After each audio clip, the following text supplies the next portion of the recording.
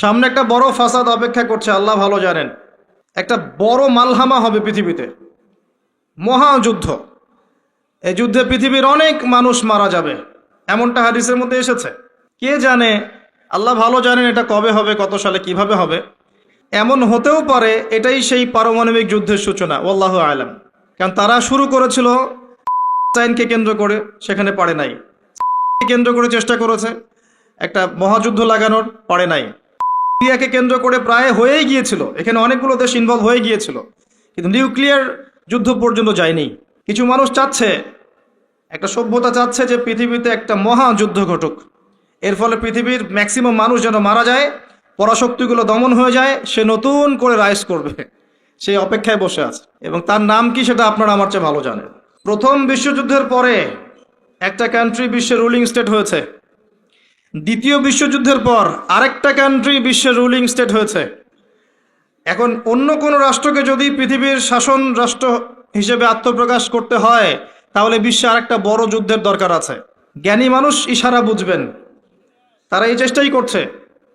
এভাবে বিশ্বের পরাশক্তিগুলোকে তারা লড়িয়ে দেওয়ার চেষ্টা করছে, এবং পিছন থেকে তারা দাবার গুটি চালছে, তারা সামনে আসবে না। এগুলো তারা বুঝবে যাদের দু চোখ আছে, খিদর আলাইহিস সালামের মতো। তারা বুঝবে না, লাহুম কুলুবুন লা ইয়াফকাহুনা বিহা ওয়া লাহুম আযানুন লা ইয়াসমাউনা বিহা ওয়া লাহুম আ'য়ুনুন লা ইউবসিরুনা বিহা উলাইকা কাল আনআম বাল হুম আদাল। এই শ্রেণীর মানুষ এগুলো বুঝবে না। আল্লাহ সুবহানাহু ওয়া তাআলা পবিত্র কুরআনুল কারীমের মধ্যে একটা সংক্ষিপ্ত এবং সারগর্ভ সূরা নাজিল করেছেন, তার নাম সূরাতুল আসর। আল্লাহ পাক এই সূরার মধ্যে মানব জাতির সাফল্যের, ইহকালীন কল্যাণ আর পরকালীন মুক্তির 4টা মৌলিক কাজ বলেছেন, যেটা আপনারা অনেকেই জানেন। আল্লাহ পাক প্রথমেই সময়ের কসম করেছেন, ওয়াল আসরি, সময়ের কসম, বা'দা আউযু বিল্লাহি মিনাশ শাইতানির রাজিম। সময়ের কসম করে আল্লাহ পাক বোঝাতে চাচ্ছেন সময় আমাদের জন্য খুবই প্রেশিয়াস বা মূল্যবান। সময় চলে গেলে ফিরে আসবে না। কিয়ামতের মাঠে যে 5টা প্রশ্ন হবে, তার মধ্যে প্রথম 2টাই কিন্তু সময় সংক্রান্ত। প্রথমটা হচ্ছে তোমার সারা জীবন কোন কাজে ব্যয় করেছ, দ্বিতীয়টা হচ্ছে তোমার যৌবনকাল কোন পথে ব্যয় করেছ। এই দুটো সময় সংক্রান্ত প্রশ্ন। আল্লাহ পাক এই সূরার মধ্যে ওয়াল আসরি দিয়ে শুরু করেছেন, সময়ের কসম। একই সাথে আল্লাহ রাব্বুল আলামিন সময়ের কসম করে আমাদেরকে অতীতের দিকে তাকাতে বলছেন। অতীতের দিকে তাকিয়ে দেখো যে প্রত্যেক যুগে যুগে আল্লাহ পাক নবী রাসূল প্রেরণ করেছেন, আসমানি কিতাব নাজিল করেছেন। প্রত্যেক যুগে যুগে যারাই আল্লাহ এবং তার রাসূলের অবাধ্য হয়েছে, আল্লাহ পাক দুনিয়াতেও ধ্বংস করেছেন, পরকালেও ধ্বংস করবেন। এই কথার কোনো ব্যত্যয় আছে? প্রমাণ নেন, নূহ আলাইহিস সালাম 950 বছর দাওয়াত দিয়েছেন, কিছু মানুষ ইসলাম কবুল করেছে, বাকিরা করেনি। যারা করে নাই আল্লাহ পাক তাদেরকে ধ্বংস করেননি। কি দিয়ে ডুবিয়ে দিয়েছিলেন? প্লাবন দিয়ে। এমনকি নূহ আলাইহিস সালামের স্ত্রী সন্তান পর্যন্ত ঈমান আনে নাই। এনেছে? আনে নাই। এখান থেকেও শিক্ষা আছে যে আমরা যারা আদর্শ পরিবার গড়তে চাই, এমন হতে পারে যে পরিবারের সকল সদস্য সবাই কথা শুনবে না, এমনটাও হতে পারে। এতে হতাশ হওয়ার কিছু নেই। তখন আপনাকে নিজের চিন্তা করতে হবে, আলাইকুম আনফুসাকুম, নিজের নফসের ফিকির করতে হবে। আপনি দাওয়াত দিতে দিতে ক্লান্ত হয়ে যান, যদি দাওয়াত দিতে দিতে বোঝাতে বোঝাতে ক্লান্ত হয়ে যান, তারপরেও আপনার কথা মানুষ না শোনে, আলাইকুম আনফুসাকুম, নিজের ফিকির করে। নূহ আলাইহিস সালাম যখন বললেন, বাবা নৌকায় উঠে আসো, সে বলছে আমি পাহাড়ে উঠে যাব, পাহাড় আমাকে বাঁচাবে। তখন নূহ আলাইহিস সালাম বলছেন, আজকে আল্লাহর আযাব থেকে কেউ বাঁচাতে পারবে না। একটা ঢেউ বাবা আর ছেলের মাঝখানে অন্তরায় হয়ে গেল। একটা ঢেউ আসলো, বাবা একদিকে, ছেলে একদিকে। নূহ আলাইহিস সালাম সন্তানের জন্য আল্লাহর কাছে দোয়া করছেন, আল্লাহর কাছে ভিক্ষা চাচ্ছেন, রহমত, দয়া। ইন্নাহু মিন আহলি, আল্লাহ বলছেন লাইসা মিন আহলিক, হে আল্লাহ সে আমার পরিবারের অন্তর্ভুক্ত। আল্লাহ বলছেন সে তোমার পরিবারের কেউ না। আল্লাহর কাছে দেশ, ভাষা, রক্ত, বর্ণ, জাতীয়তাবাদ, কোনো কিছুর কোনো মূল্য নাই, ইল্লাত তাকওয়া, শুধু তাকওয়ার মূল্য আছে। যে ঈমান এনেছে, আকীদা পরিশুদ্ধ করেছে, আমল ঠিক করেছে, তাওহীদ শিখেছে, সুন্নতে থেকেছে, আল্লাহকে ভয় করেছে, সাধ্যমতো আল্লাহর দিনের পথে কাজ করেছে, দিন প্রতিষ্ঠার চেষ্টা করেছে, ইনশাআল্লাহ জান্নাতে চলে যাবে। আর যে হোক না কেন, একজন নবীর স্ত্রী হোক না কেন, বা কোনো নবীর আত্মীয় হোক না কেন, যত বড় মানুষ হোক না কেন, যত বড় ধনী হোক, যত সম্পদশালী হোক, যত শৌর্য বীর্য ক্ষমতার অধিকারী হোক, যত কিছু থাকুক না কেন, ঈমান না থাকলে, আমল না থাকলে, তাকওয়া না থাকলে, তাকে কেউ আল্লাহর আযাব থেকে বাঁচাতে পারবে না। পারবে? এটা মৌলিক কথা। আসলে মাহফিলে অনেক কথার প্রয়োজন নাই। আপনি কথা বুঝতে পারছেন? অনেক বেশি কথার প্রয়োজন নাই। অল্প কিছু কথা যদি আপনার মনে আসার করে, দিলে আসার করে, যথেষ্ট। প্রথম কথা হচ্ছে এইটা, ঈমান, তাওহীদ, নেক আমল, তাকওয়া, এগুলো ছাড়া কিছুই আমাদেরকে বাঁচাতে পারবে না। এবং যার যার হিসেব তাকে তাকেই দিতে হবে। নূহ আলাইহিস সালামের ছেলে জান্নাতে যেতে পারলো না, নূহ আলাইহিস সালামের স্ত্রী হয়েও তিনি জান্নাতে যেতে পারলেন না। প্রত্যেক যুগে যুগে ইব্রাহিম আলাইহিস সালাম, তার বাবা কি ঈমান এনেছে? আনে নাই। তার বাবার পরিণতি হয়েছে তাদের মতোই। লূত আলাইহিস সালাম, তার স্ত্রী কি ঈমান এনেছে? আনে নাই, পরিণতি একই। মুহাম্মদ সাল্লাল্লাহু আলাইহি ওয়াসাল্লামের চাচারা সবাই কি ঈমান এনেছে? তার বংশের মানুষ সবাই কি ঈমান এনেছে? অনেকেই তো তার সাথে শত্রুতা করেছে, করে নাই? আবু লাহাব তার চাচা নন? আবু লাহাব ঈমান এনেছে, চাচা হয়েও সে পার পেল না।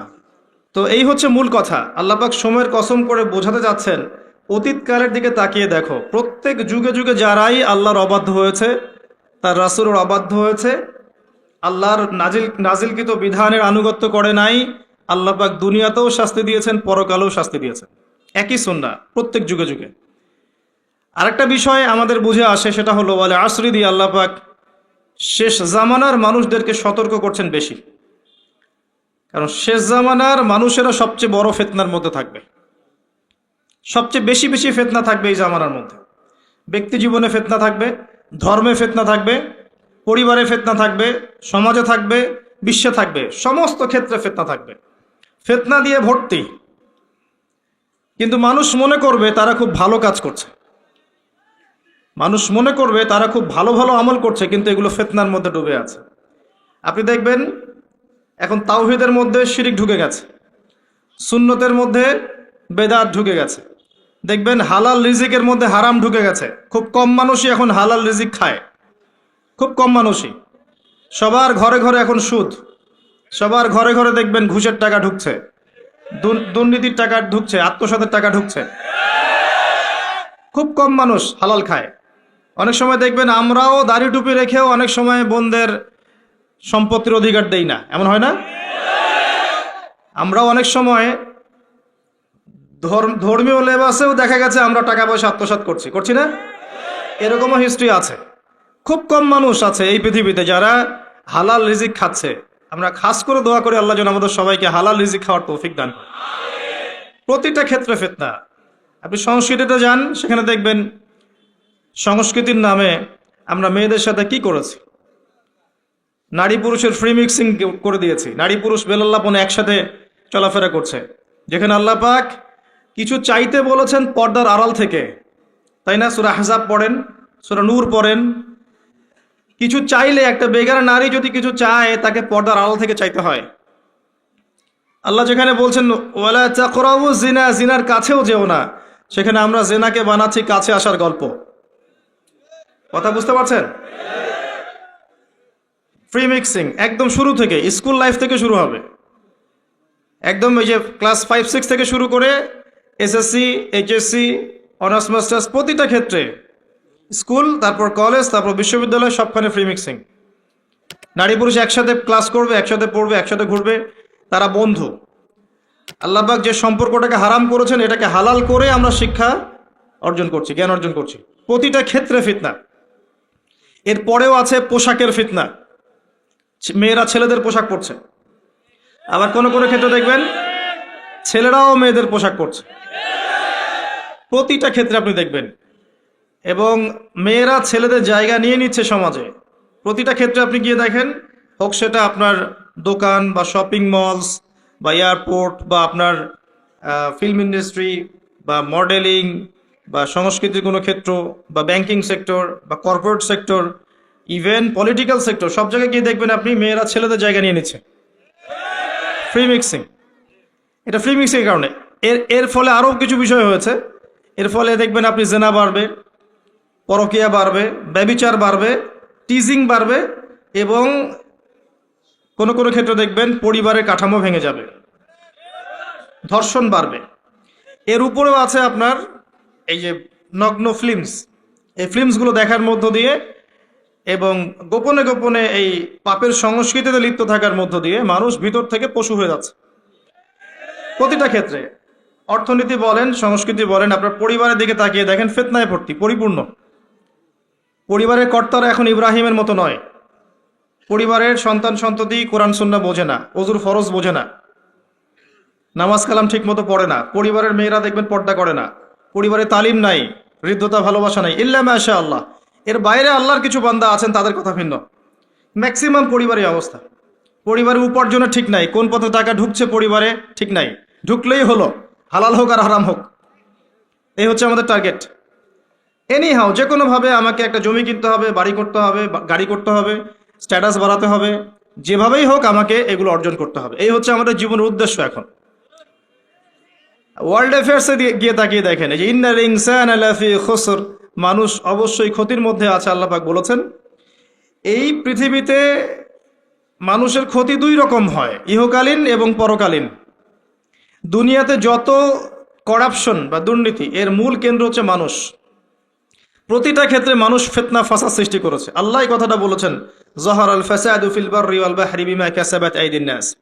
জলে স্থলে যত বিপর্যয় ছড়িয়ে পড়েছে, এটা মানুষের হাতের কামাই, মানুষের হাতের কামাই। এমনকি আমরা পরিবেশটাকেও নষ্ট করে ফেলেছি, আবহাওয়াকে নষ্ট করে ফেলেছি, জলবায়ু নষ্ট করে ফেলেছি, পানির স্তর নিচে নামিয়ে দিচ্ছি, অপচয় করেছি। কোনো সেক্টর বাকি রাখি নাই ফাসাদ সৃষ্টি করতে। সামনে একটা বড় ফাসাদ অপেক্ষা করছে, আল্লাহ ভালো জানেন। একটা বড় মালহামা হবে পৃথিবীতে, মহাযুদ্ধ। এই যুদ্ধে পৃথিবীর অনেক মানুষ মারা যাবে, এমনটা হাদিসের মধ্যে এসেছে। কে জানে, আল্লাহ ভালো জানেন এটা কবে হবে, কত সালে, কিভাবে হবে, আল্লাহ ভালো জানেন। এমন হতেও পারে এটাই সেই পারমাণবিক যুদ্ধের সূচনা, ওয়াল্লাহু আলাম। কারণ তারা শুরু করেছিল প্যালেস্টাইনকে কেন্দ্র করে, সেখানে পারে নাই। সিরিয়াকে কেন্দ্র করে চেষ্টা করেছে একটা মহাযুদ্ধ লাগানোর, পারে নাই। সিরিয়াকে কেন্দ্র করে প্রায় হয়েই গিয়েছিল, এখানে অনেকগুলো দেশ ইনভলভ হয়ে গিয়েছিল, কিন্তু নিউক্লিয়ার যুদ্ধ পর্যন্ত যায়নি। কিছু মানুষ চাচ্ছে, একটা সভ্যতা চাচ্ছে যে পৃথিবীতে একটা মহাযুদ্ধ ঘটুক, এর ফলে পৃথিবীর ম্যাক্সিমাম মানুষ যেন মারা যায়, পরাশক্তিগুলো দমন হয়ে যায়, সে নতুন করে রাইজ করবে, সেই অপেক্ষায় বসে আছে। এবং তার নাম কি সেটা আপনারা আমার চেয়ে ভালো জানেন। প্রথম বিশ্বযুদ্ধের পরে একটা কান্ট্রি বিশ্বের রুলিং স্টেট হয়েছে, দ্বিতীয় বিশ্বযুদ্ধের পর আরেকটা কান্ট্রি বিশ্বের রুলিং স্টেট হয়েছে। এখন অন্য কোনো রাষ্ট্রকে যদি পৃথিবীর শাসন রাষ্ট্র হিসেবে আত্মপ্রকাশ করতে হয়, তাহলে বিশ্বে আরেকটা বড় যুদ্ধের দরকার আছে। জ্ঞানী মানুষ ইশারা বুঝবেন, তারা এই চেষ্টাই করছে। এভাবে বিশ্বের পরাশক্তিগুলোকে তারা লড়িয়ে দেওয়ার চেষ্টা করছে, এবং পিছন থেকে তারা দাবার গুটি চালছে, তারা সামনে আসবে না। এগুলো তারা বুঝবে যাদের দু চোখ আছে, খিদর আলাইহিস সালামের মতো। তারা বুঝবে না, লাহুম কুলুবুন লা ইয়াফকাহুনা বিহা ওয়া লাহুম আযানুন লা ইয়াসমাউনা বিহা ওয়া লাহুম আ'য়ুনুন লা ইউবসিরুনা বিহা উলাইকা কাল আনআম বাল হুম আদাল। এই শ্রেণীর মানুষ এগুলো বুঝবে না। তো পৃথিবীর প্রতিটা ক্ষেত্রে ফাসাদ মানুষ সৃষ্টি করেছে, আর মানুষের জন্য এই পৃথিবীর ক্ষতি অপেক্ষা করছে, পরকালীন ক্ষতি অপেক্ষা করছে। মানুষ বুঝতে পারছে না যে এর ফলে কি হতে পারে। মেডিসিন বন্ধ হয়ে যেতে পারে, পরিবেশের মধ্যে অক্সিজেনের লেভেল কমে যাবে, ফ্রেশ বাতাস পাবে না মানুষ, ফ্রেশ খাবার পাবে না, ইকোনমি পড়ে যাবে, তেলের দাম বেড়ে যাবে, প্রেশিয়াস জিনিস পাবেন না, নিত্য প্রয়োজনীয় জিনিসের দাম বেড়ে যাবে। নিউক্লিয়ার ওয়েপেন্সগুলো ওই জাপানের হিরোশিমা নাগাসাকির মতো নয়, এখনকারগুলো আরো অনেক শক্তিশালী। একটা বোমা একটা রাষ্ট্রকে উড়িয়ে দেওয়ার জন্য যথেষ্ট। মানুষ কঙ্কাল ছাই হয়ে যাবে, কিচ্ছু করতে পারবে না। আর যেসব রাষ্ট্রের এই ক্ষেপণাস্ত্র প্রতিরক্ষা ব্যবস্থা নাই, তাদের অবস্থা তো আরো অবস্থা খারাপ। কথা বুঝতে পারছেন না? ক্ষেপণাস্ত্র প্রতিরক্ষা ব্যবস্থা থাকে, কেউ যদি মিসাইল ছোড়ে সেটাকে আকাশেই ধ্বংস করা যায়। সেই প্রতিরক্ষা ব্যবস্থা যাদের নাই, তাদের কি অবস্থা হবে চিন্তা করতে পারে। এই মালহামায় মুসলিমরাও জড়িয়ে যাবে, কারণ বিশ্ব এখন একটা, যেটা আমরা বলি যে গ্রামের মতো, ভিলেজ, একটা ওয়ার্ল্ড ভিলেজ, বিশ্ব একটা গ্রামের মতো হয়ে গেছে এখন। একদিকে ঢিল পড়লে আর একদিকের প্রভাব পড়বে, তাই পুরো বিশ্ব একটা পরিবারের মতো হয়ে গেছে। একদিকে সমস্যা সৃষ্টি হলে সমস্ত বিষয়ের দিকে ইফেক্ট হবে, প্রত্যেকটা রাষ্ট্র ইফেক্টেড হবে। তো কেউই আমরা ক্ষতি থেকে মুক্ত নই, না দুনিয়ার ক্ষতি না পরকালে। আর পরকালের ক্ষতি তো আপনারা আমার চেয়ে ভালো জানেন। মানুষের জন্য অপেক্ষা করছে পরকালের সওয়াল জবাব, কবরের আযাব, মিজান, পুলসিরাত, জান্নাত জাহান্নাম। ইন্নাল ইনসানা লাফি খুসর।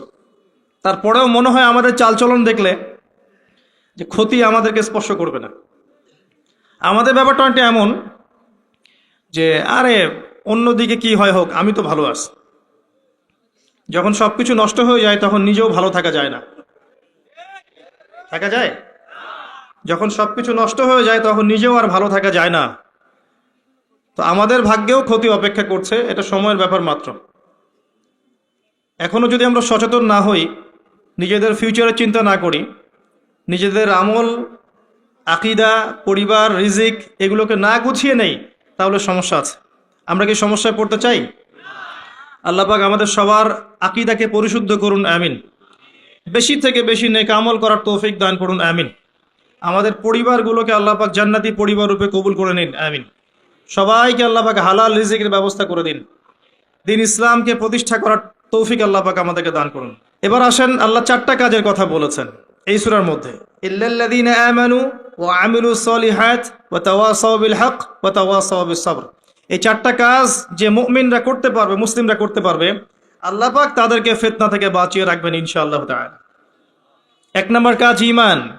ঈমানের পিলার কয়টা? 3টা? 6টা? কয়টা? ইসলামের পিলার 5টা, ঈমানের পিলার কয়টা?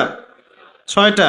আল্লাহর প্রতি বিশ্বাস 1 নাম্বার, ফেরেশতাগণের প্রতি বিশ্বাস 2 নাম্বার, 3 নাম্বার আসমানি কিতাব সমূহে বিশ্বাস, 4 নাম্বার নবী রসুলগণে বিশ্বাস, 5 নাম্বার পরকালে বিশ্বাস, ওয়াল ইয়াউমিল আখির, পরকালে বিশ্বাস, আর 6 নাম্বার হচ্ছে তাকদীর বা ভাগ্যের ভালো মন্দের প্রতি বিশ্বাস। এগুলোকে 3টা কাজ করতে হয়। মনে বিশ্বাস করতে হয়, মুখে স্বীকৃতি প্রদান করতে হয়, এবং কাজে বাস্তবায়ন করতে হয়। কেউ যদি খালি বলে, মুখে বলে লা ইলাহা ইল্লাল্লাহ, কাজ নাই, চলবে? এই 3টা হচ্ছে আমাদের ঈমানকে টিকিয়ে রাখার মূল মন্ত্র। মনে বিশ্বাস, মৌখিক স্বীকৃতি এবং কাজে বাস্তবায়ন। আল্লাহ পাক আমাদের সবাইকে এটা করার তৌফিক দান করুন। এই ঈমান আনার পরে আমলে সালেহ করতে হয়। আমলে সালেহ কি জিনিস? সহজ কথায় বলছি, কোরআন এবং সুন্নায়, কোরআন এবং হাদিসে আল্লাহ এবং তার রাসূল সাল্লাল্লাহু আলাইহি ওয়াসাল্লাম যতগুলো কাজ করতে বলেছেন সেগুলো করা হচ্ছে আমলে সালেহ। এবং কোরআন এবং সুন্নায় আল্লাহ এবং তার রাসূল যত বিষয় থেকে নিষেধ করেছেন সেগুলো থেকে দূরে থাকাও হচ্ছে আমলে সালেহ। কথা কি বোঝা যায়? যেমন আল্লাহ পাক সালাত আদায় করতে বলেছেন, 5 ওয়াক্ত আদায় করি তো আমরা, এটা আমলে সালেহ। আল্লাহ পাক যাকাত দিতে বলেছেন, নেশাব পরিমাণ সম্পত্তি হলে যাকাত দেই তো আমরা, এটা আমলে সালেহ। দেখছেন ভয়েস কমে গেছে। যাকাত সবাই দেন? সবাই যাকাত দেয় না। সবাই যদি যাকাত দিত, বাংলাদেশের যাদের যাকাত ফরজ হয়েছে এরা যদি সবাই ঠিকঠাক যাকাত দিত, অথবা যাকাত আদায় করা যেত সবার কাছ থেকে, বাংলাদেশের একটা মানুষ না খেয়ে মারা যেত না। চ্যালেঞ্জ করলাম, একটা মানুষও না, ইনশাআল্লাহ তাআলা, ইনশাআল্লাহ তাআলা। এবং ওই চায়না, রাশিয়া যে বড় বড় প্রকল্পগুলো করে, ওর চেয়ে বড় প্রকল্প আমরা করতে পারতাম ইনশাআল্লাহ। আমাদের সম্পদের অভাব হতো না। আমরাই তো যাকাত দেই না, আমরাই তো ট্যাক্স দেই না, কর দেই না, আমরাই তো ফাঁকিবাজি করি, দুর্নীতি করি, আমরাই আমাদের সম্পদ লুটে পুটে খাই। তখন গিয়ে বাইরের বিশ্বের কাছে আমাদেরকে লোন নিয়ে আসতে হয়, ওয়ার্ল্ড ব্যাংকের কাছে, IMF এর কাছে। আবার সেই লোন শোধ করতে হয় চড়া সুদে। ওই সুদ আপনার পকেট থেকে যায়, আমার পকেট থেকেই যায়। দাড়ি টুপি রেখে ভাবছেন যে সুদ খান না, সবাই সুদ খাই। কে বলেছে সুদ খান না আপনি? ওয়ার্ল্ড অ্যাফেয়ার্স বোঝেন না তাই। আমরা যদি সবাই জাকাত দিতে পারতাম, এই চায়না, রাশিয়া, আমেরিকার দাঁড়ানোর ক্ষমতা ছিল না আমাদের সামনে। প্রতিটা সেক্টরে আমরা উন্নতি করতে পারতাম, শুধুমাত্র ইকোনমিক সেক্টরে না, সমরাস্ত্র ক্ষেত্রে, মিলিটারি ক্ষেত্রে, অস্ত্রশস্ত্রের ক্ষেত্রে, প্রযুক্তির ক্ষেত্রে, প্রত্যেকটা সেক্টরে বাংলাদেশ হতো সুপার পাওয়ার ইনশাআল্লাহ তাআলা। এটা সম্ভব ছিল, আমরা করতে দেইনি, বিকজ আমরা আমাদের জাকাত দেইনি। আমরা আমাদের অর্থনীতিকে সমৃদ্ধ করার চেষ্টা করি নাই। একটা জাতির অর্থনীতি একটা বেসিক জিনিস। ইকোনমিক সেক্টর যদি ডেভেলপ না হয়, আপনি যতই তাকবীর মারেন, নারায়ে তাকবীর, আল্লাহু আকবার, কিছু করতে পারবেন না। এটা বাস্তবতা। শুধু আইওয়াস শোডাউন করে লাভ নাই তো, প্র্যাকটিক্যাল হন। আমাদের মাথা পিছু আয় কত, জীবনযাত্রার মান কেমন, অনেক কষ্ট করা হয় এই সেক্টরে। এখন একটা লেভেলে এসেছে, এটা সত্য কথা, যে এখন এই সময় একটা লেভেলে এসেছে যে জীবনযাত্রার মান কিছুটা উন্নত হয়েছে, এটা সত্য কথা, আগের চেয়ে উন্নত হয়েছে।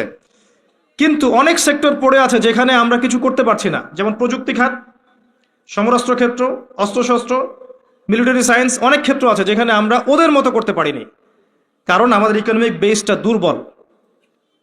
আমাদেরকে ওদের সুদ নিতে হচ্ছে, ওদের কাছ থেকে দান নিতে হচ্ছে, এবং ওরা শুধু এমনি এমনি আমাদেরকে হেল্প করতে চায় না, ওরা ওদের স্বার্থ বজায় রেখেই আমাদেরকে হেল্প করতে চায়। যে উপকার করতে চায়, টাকার ঝুলি নিয়ে, বাস্কেট অফ মানি নিয়ে সামনে আসে, এমনি এমনি আসে না। ওরা ওদের স্বার্থ বুঝে শুনে এটা করতে চায়, চড়া সুদ নিবে তারা, এবং এগুলো সুদ দিতে দিতে আমাদের অবস্থা খারাপ হয়ে যায়। জাকাত দেন প্রিয় ভাইরা, জাকাত দেন। জাকাত আপনার ইকোনমিক সেকশনটাকে সাম্যাবস্থায় নিয়ে আসবে, এবং যাদেরকে আল্লাহ পাক কিছু ক্ষমতা দিয়েছেন, তাদের উচিত, আমি সম্মানের সাথে বলবো, তাদের উচিত যে নিসাব পরিমাণ সম্পদ যাদের হয়েছে, মুসলিমদের অ্যাটলিস্ট, এটা তো অমুসলিমদের সাথে সম্পর্কিত না, মুসলিমদের নিসাব পরিমাণ সম্পদ যাদের হয়েছে, এই জাকাতটাকে সুষ্ঠুভাবে আদায় করার একটা সিস্টেম চালু করেন। দেখবেন ইনশাআল্লাহ তাআলা ইকোনমিক সেকশন অনেক ডেভেলপড হবে ইনশাআল্লাহ আযজা ওয়া জাল্লা। আমরা আমাদের টাকা দিয়ে চলবো। আমাদের দেশে কি ফলে না বলেন তো? এমন কোন জিনিস আছে যেটা আমাদের দেশে ফলে না? কোন মৌলিক চাহিদা, খাদ্য, বস্ত্র, বাসস্থান, চিকিৎসা, শিক্ষা, কোন সেক্টরটাতে আমরা পিছিয়ে আছি বলেন তো? প্রতিটা জিনিস আল্লাহ পাক এই বাংলাদেশকে উজাড় করে দিয়েছেন। ভালো করে চিন্তা, সমুদ্র আছে আপনার, নদী আছে আপনার, আপনার সবুজ শ্যামল মাঠ দিয়ে ভর্তি, আপনার ধান, গম, পাট, কত কি যে হচ্ছে বাংলাদেশে, অবাক করা বিষয়। এই দেশের মাটিতে অনেক বড় বড় আল্লাহর ওলিরা এসেছিলেন, জানেন? অনেক বড় বড় দোয়া করেছেন তারা দেশের জন্য, এই জায়গার জন্য। জায়গাটা এমনি এমনি তো সুজলা সুফলা হয়নি। আল্লাহর বান্দারা যখন এখানে তাওহীদে থাকবে, সুন্নতে থাকবে, ইসলামে থাকবে, আল্লাহ আসমান জমিনের বরকতের দরজা খুলে দেবেন ইনশাআল্লাহ। এখন পর্যন্ত এখানে বহু বরেণ্য ওলামা কেরাম আছেন, আল্লাহকে সেজদা করা মানুষের অভাব নাই, মানুষ ৫ ওয়াক্ত নামাজ পড়ে, মানুষের মধ্যে ইসলামের প্রেম আছে, মহব্বত আছে। রমাজান মাসে তারা আরো বেশি মুসল্লি হয়ে যায়। অনেক দুর্বলতা আছে, কিন্তু আমাদের দেশের মানুষ ইসলামকে ভালোবাসে না, কোরআনকে ভালোবাসে। আল্লাহ পাক রহমতের প্রতিটা দরজা খুলে দিয়েছেন দেশের জন্য। মাটি উর্বর, আপনার সাগর আছে, গ্যাস পাওয়া যাচ্ছে, কয়দিন পর তেল পাওয়া যাবে, আর অনেক কিছুই পাওয়া যাবে। যদি আমরা আমাদের ক্ষেত্রে সৎ হতাম, আমরা আমাদের সম্পদ কাজে লাগাতে পারতাম, জাকাত নিতাম ঠিকঠাক মতো, কেউ দুর্নীতি করতাম না, কোনো দেশের কাছে লোন নেওয়ার কোনো প্রয়োজন ছিল না আমাদের। আমরা আমাদের মতো করে চলতে পারতাম, মাথা উঁচু করে। এখন এই ক্ষমতা আল্লাহ পাক যাদেরকে দিয়েছেন, তারা যদি এই বিষয়গুলোর দিকে চোখ দেন, এটাই সবে কল্যাণকর। এটা সবার দায়িত্ব নয়, যাদেরকে আল্লাহ পাক এই দায়িত্ব দিয়েছেন তাদের জন্য এই বিষয়গুলো। আমরা শুধু সর্বোচ্চ বিষয়গুলোকে বোঝানোর চেষ্টা করতে পারি বা মানুষকে দাওয়াত প্রদান করতে পারি, এতটুকুই। আল্লাহ পাক আমাদেরকে বোঝার তৌফিক দান করেন। প্রতিটা ক্ষেত্রে আমরা উন্নতি করতে পারবো যদি আপনি সালাতে আসেন, যাকাতে আসেন, ইসলামে আসেন, কোরআন সুন্নায় আসেন। কি বলছিলাম? ইমানের 6 পিলারে 3টা কাজ: মনে বিশ্বাস, মৌখিক স্বীকৃতি, কাজে বাস্তবায়ন, তারপরে আমল সালেহ। প্রতিটা কাজ যা আল্লাহ এবং তার রাসূল করতে বলেছেন করলেই আমল সালেহ। যেমন নামাজ আমল সালেহ, যাকাত আমল সালেহ, আপনি সামর্থ্য হলে হজ করবেন, আমল সালেহ, ওমরা করবেন, আমল সালেহ। রমজান মাস আসছে সামনে, রমজানে 30টা রোজা রাখবেন, তারাবির সালাত পড়বেন, কোরআন খতম দিবেন, সব কি আমল সালেহ। আমরা দোয়া করি আল্লাহ পাক যেন আমাদের সবাইকে রমজানে পৌঁছে দেন এবং বেশি থেকে বেশি রমজানে আমল করিয়ে গুনাহ মাফ করানোর তৌফিক আল্লাহ পাক আমাদেরকে দান করেন। আমিন। প্রতিটা কাজ পিতামাতার খেদমত করা, চুপচাপ যেখান থেকে নিয়েছো চুপচাপ রেখে চলে যাও, না হলে তোমার জন্য অপেক্ষা করছে পরকাল একটা শাস্তি। আল্লাহ পাক কিয়ামতের মাঠে ওঠার সাথে সাথে তোমার ডান হাত কবজি পর্যন্ত কেটে দিবেন। খুব সতর্ক। আর এই কথাটা আল্লাহ পাক আমার মুখ দিয়ে বের করালেন, তোমার কানে কিন্তু পৌঁছেছে, তুমি দাওয়াত পেয়েছো। সতর্ক আমি করেছি। চুরির শাস্তি কবজি পর্যন্ত হাত কেটে ফেলা। আমাদের চুরির শাস্তি গণধোলাই দেয়া হয় না, এটা ঠিক না, এটা ঠিক না। এটা গায়ে আইন হাতে তুলে নেবেন না। শাস্তি হাত কেটে ফেলা এটা ইসলামিক লস, এখানে বাস্তবায়িত নাই, কিন্তু এটা লস। আল্লাহ পাক এটা করবেন কিন্তু পরকালে। সতর্ক, সাবধান থাকবেন। আর সিসকে চোরকে আর কত পিটাবেন? আপনার আমার মাথার উপরে তো অনেক বড় বড় চোর বসে থাকে, তখন কি করবেন? কোটটায় স্যুট পরে মানুষকে লুটছে। যত বেশি বাহ্যিক চাকচিক্য তত বড় প্রতারণা করা হয়, লুটপাট করা হয়। এগুলো তো আপনি কিছু করতে পারবেন না। যে ভাই এই কাজ করেছেন, আল্লাহর ওয়াস্তে এই বিষয়গুলো রেখে চলে যান, গোপনে রেখে চলে যান। ইনশাআল্লাহ আল্লাহ পাক আপনার পাপকে গোপন করে দিবেন, আল্লাহ আপনাকে মাফ করে দিবেন ইনশাআল্লাহ। আল্লাহকে ভয় করে এগুলো রেখে চলে যান। যদি আপনি এই হারাম টাকা আপনি নিজের পেটে ঢুকান, জাহান্নামের আগুন পেটে ঢুকাবেন। আল্লাহ পাক বোঝার তৌফিক দান করুন। আসেন, আমি লম্বা সময় আলোচনা করতে পারবো না, আমি গুটিয়ে নিব। আমরা আমলে সালেহে কথা বলছিলাম। প্রতিটা কাজ যদি আপনি নবী সাল্লাল্লাহু আলাইহি ওয়াসাল্লামের সুন্নাহ মতো করেন, আমলে সালেহ হবে। চরিত্র রক্ষা করার জন্য আপনি বিয়ে শাদী করেছেন, পরিবারকে ভরণ পোষণ করাচ্ছেন, এমনকি স্ত্রীর সাথে যে মিলিত হচ্ছেন, এটাও আপনার নেকি হবে ইনশাআল্লাহ। প্রতিটা কাজ। একই সাথে আরেকটা পয়েন্ট ভুলবেন না, কোরআন এবং সুন্নাতে আল্লাহ পাক যত বিষয়কে নিষেধ করেছেন, এই নিষেধগুলো বর্জন করার নামও কিন্তু আমলে সালেহ। শুধুমাত্র নেকি কাজ করব আর পাপ কাজ ছাড়বো না, এমনটা কিন্তু আমলে সালেহ নয়। যেমন আল্লাহ পাক শিরিক করতে নিষেধ করেছেন, শিরিক না করা আমলে সালেহ। কুফরি করতে নিষেধ করেছেন, কুফরি না করা আমলে সালেহ। আল্লাহ পাক বেদাত করতে নিষেধ করেছেন, বেদাতি আমল না করা কি? আমলে সালেহ। আল্লাহ পাক হারাম খেতে নিষেধ করেছেন, হালাল খাওয়া আমলে সালেহ। আল্লাহ পাক পর্দা করতে বলেছেন, বেপর্দায় না চলা আমলে সালেহ।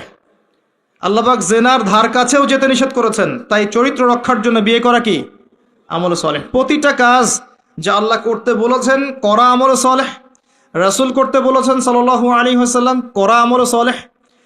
সেই প্রতিটা কাজ যা আল্লাহ এবং তার রাসূল নিষেধ করেছেন, সেগুলো না করাও আমলে সালেহ। মনে থাকবে কথা।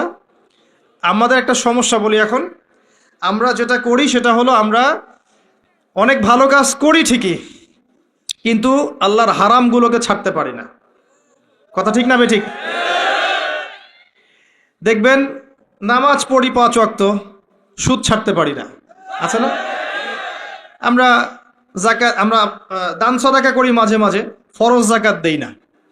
দেখবেন যে তাহাজ্জুদ পড়ছে বাবা, মেয়ে বেপর্দায় ঘুরে বেড়াচ্ছে, আছে না? বছর বছর হজ ওমরা করছি, এদিকে আল্লাহর হালালকে হারামও করছি, আল্লাহর হারামকে হালাল করছি। এই কাজগুলো আমরা করি না। আমরা অনেক সময় ভালো অনেক কাজ করি, দান সদাকা করি, নফল দান সদাকা করি, জুমার নামাজে যাই, ঈদের নামাজে যাই, হ্যাঁ, প্রতিবেশীর খোঁজ নেই, মানুষকে রক্ত দেই, চিকিৎসার জন্য কাজ করি, শিক্ষা ক্ষেত্রে কাজ করি, অনেক কিছুই করি আমরা ভালো কাজ, কিন্তু আল্লাহর নিষেধগুলো কিন্তু ছাড়ি না। আল্লাহর নিষেধটা ছাড়া সবচেয়ে বড় কথা, কারণ নেক আমল করা সহজ, আল্লাহর নিষেধ ছাড়াটা খুবই কঠিন, এটা মনে রাখবেন। নেক আমল করা সহজ, আল্লাহর জন্য কিছু ছাড়া অনেক কঠিন, অনেক কঠিন। আল্লাহ পাক আমাদেরকে ছাড়ার তৌফিক দান করুন। এরপর আল্লাহ পাক বলেছেন, ওয়াতাওয়াসাউ বিল হাক্কি ওয়াতাওয়াসাউ বিস সাবর। যারা হকের উপদেশ দেয় পরস্পরকে, একে অপরকে হকের উপদেশ দেয়। হকটা কি জিনিস? হকটা কি? এর সংজ্ঞা কে দিবে? আমি দিব না আপনি দিবেন না আল্লাহ দিবে? কার সংজ্ঞা নিবেন? হকটা কি কে বলবে, কে বুঝাবে? আল্লাহ বুঝাবেন। আল্লাহ বলছেন হকের সংজ্ঞা, সূরা কাহফ। আজকে জুমার রাত না? সূরা কাহফ অবশ্যই পড়বেন। সূরা কাহফের ফজিলত আপনাকে আল্লাহ পাক ফিতনা থেকে বাঁচাবে ইনশাআল্লাহ। এই সূরার 29 নম্বর আয়াতে গিয়ে দেখবেন আল্লাহ পাক হকের সংজ্ঞা দিয়েছেন। আল্লাহ পাক বলেছেন ওয়াকুলিল হাক্কু মির রাব্বিকুম, হক সেটাই, ভালো করে শোনেন, হক সেটাই, সত্য মিথ্যার মানদণ্ড সেটাই, ন্যায় অন্যায়ের মানদণ্ড সেটাই, জ্ঞানের মানদণ্ড সেটাই, ঠিক আছে, যেটা তোমার রবের পক্ষ থেকে নাজিল হয়। বাস। কি নাজিল হয়েছে? এখন আপনি বলেন কি নাজিল হয়েছে? যখন তাওরাত নাজিল হয়েছিল ওটাই হক ছিল, ইনজিল নাজিল হয়েছে ওটাই হক ছিল, জাবুর নাজিল হয়েছে ওটাই হক ছিল। এখন কি আছে? কোরআন এবং এর ব্যাখ্যা হাদিস। কিয়ামত পর্যন্ত কি অন্য কোনো উৎস আসবে? অন্য কোনো নবী আসবেন? আর কোনো রসুল আসবেন? গোলাম আহমেদ কাদিয়ানি যতই বলুক, সে কি নবী হয়ে যাবে? সুবহানাল্লাহ। কিছু মানুষ এখন তাদেরকেও নবী বলে গ্রহণ করছে। আর এটা কিয়ামতের সাইন। আমি অবাক হচ্ছি না, কারণ নবী সাল্লাল্লাহু আলাইহি ওয়াসাল্লাম বলেছেন কিয়ামতের আগে 30 জন ভণ্ড নবীর আগমন ঘটবে। কতজন? তার মধ্যে 4 জন হচ্ছে মহিলা, তার মধ্যে 4 জন কে? মহিলা, বাকিরা পুরুষ। তো এই হলো অবস্থা। নবী সাল্লাল্লাহু আলাইহি ওয়াসাল্লামের ঠিক পরেই আবু বকর রাদিয়াল্লাহু আনহু যুগেও একাধিক ভণ্ড নবীর আগমন ঘটেছিল, এখনো হচ্ছে। এরপরে কিয়ামত পর্যন্ত কোন নবী আসবে? নবীর ওয়ারিশগণ থাকবেন। নবীর ওয়ারিশ কারা? ওলামায়ে কেরাম, তারা নবীর ওয়ারিশ। এবং আমার নাসিহা হচ্ছে আপনি কোরআন এবং সুন্নাহটাকে তাদের সোহবতে গিয়ে পড়েন এবং বোঝেন। এটা সবচেয়ে বেশি ইম্পর্ট্যান্ট, কারণ কোরআন এবং সুন্নাহ তাদেরকে দেখে শিখলে আপনি ভালো শিখতে পারবেন। এবং এটা হচ্ছে সেই নববী সুন্নাহ। এখানে গিয়ে আপনি দেখতে পারেন, একজন সাধারণ মানুষ হিসেবে আপনি দেখতে পারেন যে অনেকের মাঝখানে হয়তো ইখতিলাফ আছে, ঠিক আছে, মত পার্থক্য আছে। এই মত পার্থক্যে আপনি ঢুকবেন না। তারা যদি মত পার্থক্য করে এটা তাদের উপর ছেড়ে দেন। আপনি সবাইকে সম্মান করবেন। কথা বুঝতে পারছেন? আপনি সব আলেমদেরকে সম্মান করবেন। হকপন্থী ওলামায়ে কেরাম যারা আছেন সবাইকে আপনি সম্মান করবেন।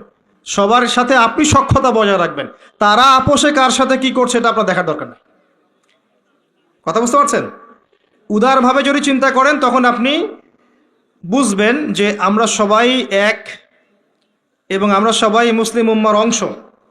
কেউ কারো শত্রু নই, আমরা সবাই একে অপরের ভাই। যদি কেউ আপনাকে ভাই মনে না করে, আপনি তাকে ভাই মনে করেন, ইনশাল্লাহ ঐক্য হয়ে যাবে। আল্লাহ পাক তৌফিক দান করুন বোঝার। আরেকটা মূলনীতি আছে যা আমি চেষ্টা করি মেনে চলার, যে প্রত্যেকের মাঝে আপনি কিছু ভালো জিনিস পাবেন। যে আপনাকে দু একটা বাজে কথা বলছে বা ভুল বুঝছে বা আপনার সমালোচনা করছে, তার মধ্যেও দেখবেন আপনি দু একটা ভালো জিনিস আছে না? ওইটা আপনি নিয়ে নেন, ওই ভালোটুকু আপনি নেন। সে আপনাকে বকা দিয়েছে, গালি দিয়েছে বা তহমত দিয়েছে বলে তার ভালোটা নিবেন না, এমনটা করেন না। তার ভালোটুকু আপনি নিয়ে নেন উদার মনে। আর প্রত্যেকের মধ্যে আপনি দেখবেন কিছু বিতর্কিত বিষয় আছে, খারাপ, যেটা খারাপ, এই খারাপগুলো আপনি নিবেন না, আপনি এড়িয়ে যাবেন। তখন দেখবেন আপনি সবার মাঝে একটা হৃদ্যতার বন্ধন তৈরি করতে পারবেন, অন্যথায় সম্ভব না। আর আমরা যতই ক্ষমতার দাপট দেখাই না কেন, আমরা যদি ইউনাইটেড না থাকি আমাদের কোনো মূল্য নাই বিশ্বের দরবারে। শোনেন ভাই, আল কোরআনুল কারীমকে অবমাননা করা, একজন অমুসলিম, একজন নাস্তিক বা একজন মুরতাদ কোরআনকে অবমাননা করেছে, এর চেয়ে বড় অবমাননা আমার দৃষ্টিতে এটাই যে কোরআনের একটা সরাসরি বিধানকে আমরা লঙ্ঘন করছি। আপনাকে দেখাচ্ছি আমি। আল্লাহ পাক বলেছেন ওয়া'তাসিমু বিহাবলিল্লাহি জামিআ, এটা প্রথম হুকুম। তোমরা আল্লাহর রজ্জুটা শক্ত করে ধরো, ওয়া'তাসিমু, শক্ত করে ধরো, জামিআন, ঐক্যবদ্ধভাবে, এভাবে হাতের আঙ্গুলগুলোর মধ্যে কোনো ফাঁক নাই, এভাবে। সূরা সফ পড়ে দেখবেন, কান্নাহুম বুনিয়ানুম মারসুস, এভাবে আল্লাহ পাক ধরতে বলেছেন, এভাবে। এটা প্রথম হুকুম। তারপরেই আবার বলেছেন ওয়ালা তাফাররাকু, এরকম হয়ে যেও না। দুটো কথা, ধরো আর বিভক্ত হয়েও না। আমরা ধরিও নাই, বিভক্ত হয়েছি। এখন আপনি বলেন যে কোরআনুল কারীমকে একজন নাস্তিক, একজন মুরতাদকে অবমাননা করেছে, ও তো জানেই না যে কোরআন কি জিনিস। এটা বড় বিষয় না আমি জেনে বুঝে এই যে আয়াতগুলো মানছি না, এটা বড় বিষয়। কার দিকে চোখ তুলবেন আপনি? কার দিকে আঙ্গুল তুলবেন? নিজের দিকে আঙ্গুল তোলেন আগে। আগে নিজেদের আখের গোছান। আমি আল্লামা তকি উসমানী হাফিজাহুল্লাহ একটা বই থেকে একটা আয়াত স্মরণ করাই। একটা আয়াতকে নিয়ে তিনি একটা বই লিখে ফেলেছেন যে ইয়া আইয়ুহাল্লাযীনা আমানু আলাইকুম আনফুসাকুম লা ইয়াদুররুকুম মান দাল্লা ইন ইহতাদাইতুম ইলাল্লাহি মারজিউকুম জামিআন ফায়ুনাব্বিউকুম বিমা কুনতুম তা'মালুন। হে মুমিনগণ, তোমরা আগে নিজেরা নিজেদের নফসকে ঠিক করো, নিজের ঘর নিজে ঠিক করো, নিজের ঘর নিজে ঠিক করো, নিজের নফস নিজে ঠিক করো। আগে নিজের দিকে আঙ্গুল তোলেন। আমাদের দুর্বলতা কোথায়? আমাদের তাওহীদের সমস্যা আছে, সুন্নতে অনেক সময় সমস্যা আছে, রিজিকের সমস্যা আছে, ঐক্য নাই, মিল মহব্বত নাই, ইউনাইটেড প্ল্যাটফর্ম নাই। অন্যের দিকে আঙ্গুল তুলতে যাবেন কি জন্যে? আগে নিজে ঠিক করেন। আলাইকুম আনফুসাকুম, এখানে আমরা কোরআনের সরাসরি বিরোধিতা করেছি, লঙ্ঘন করেছি। এটা কোরআনের আরো বড় অবমাননা আমার দৃষ্টিতে। এজন্যই রিকোয়েস্ট করি যে অ্যাটলিস্ট অর্থগুলো বোঝার চেষ্টা করুন। আপনি তিলাওয়াত তো করবেনই, প্রত্যেক হরফে 10 নাকি পাবেনই, এটাতে তো কেউ বাধা দিবে না। প্রত্যেক হরফে 10টা করে নাকি পাবেন। এই যে আয়াতটা আমি পড়ে শোনালাম, এটার যদি অর্থটা আপনি না জানতেন তাহলে কি এই মেসেজটা পেতেন? এই মেসেজটা কি পাওয়ার দরকার নাই? এটাই আল্লাহ পাক বলছেন ওয়াযারু মা বাকিয়া মিনার রিবা, সুদের অবশিষ্ট অংশ ছেড়ে দাও। ওয়া ইল্লাম তাফআলু, যদি তোমরা এটা না করো ফাআযানু বিহারবিন মিনাল্লাহি ওয়া রাসূলিহি, আল্লাহ এবং তার রাসূলের সাথে যুদ্ধের ঘোষণা শুনে রাখো। আল্লাহ এটা বলছেন, আমি খাচ্ছি। কে অবমাননা করলো বেশি, আমি না নাস্তিক? কে করলো? আর এই যে আয়াতটা আমি পড়ে শোনালাম, এটার যদি আপনাকে আমি অর্থটা না বলতাম, আপনি কি বুঝতে পারতেন? এই অর্থ জানার দরকার নাই। এটাই বুঝাচ্ছি প্রতিটা ক্ষেত্রে। ওয়ালা তাকরাবু জিনা, জিনার কাছেও যেও না। আমরা করছি। আতিউল্লাহ ওয়া আতিউর রাসূল, আল্লাহর আনুগত্য করো, রাসূলের আনুগত্য করো, করছি না। তো আমরা কোরআনের যে আয়াতগুলোকে মানছি না বা আমল করছি না, এটা কি কোরআনের অবমাননা হচ্ছে না?